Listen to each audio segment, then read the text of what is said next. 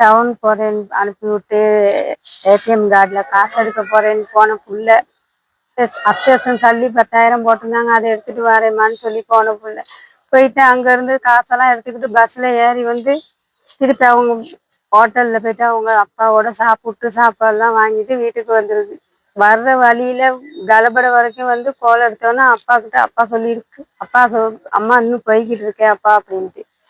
அதுக்கு பிறகு கோலையை எடுக்கல ஒரு வேலையை செஞ்சுக்கிட்டு இருந்திருக்காரு. அதுக்கு பிறகு இது பஸ்ல வந்து வேல் கட்டிக்கிட்டு வரைக்கும் இறங்கி இருக்கு பிள்ளை. வேல் கட்டிக்கிட்ட இறங்கின பிள்ளைக்கு என்ன நடந்துச்சுன்னு தெரியல, எங்கிட்டு போனுச்சு, யாரை கூட்டிட்டு போனேன், என்ன எப்படி நடந்துச்சுன்னே தெரியல எங்களுக்கு. நான் அதுக்கு பிறகு என்ன செஞ்சேன், பிள்ளைய 4 மணிக்கு வேலை விட்டு வந்து போயிட்டு மேலே எல்லாம் கோலம் எடுத்து பார்ப்பணும். கோலம் எடுத்தா போன ஆன்சரே இல்லை.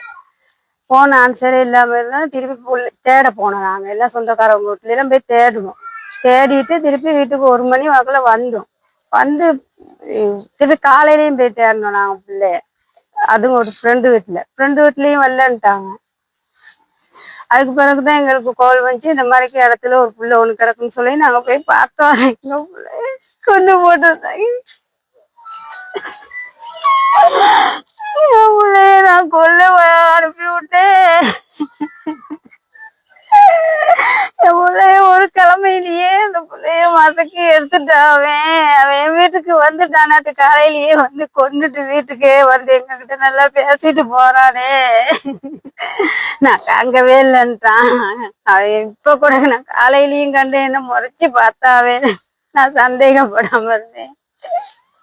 அவன் சப்பாத்து 2லயும் அந்த கையில போட்டு வந்தது மட்டும்தான் நம்பணும் நாங்க. அவன் தான்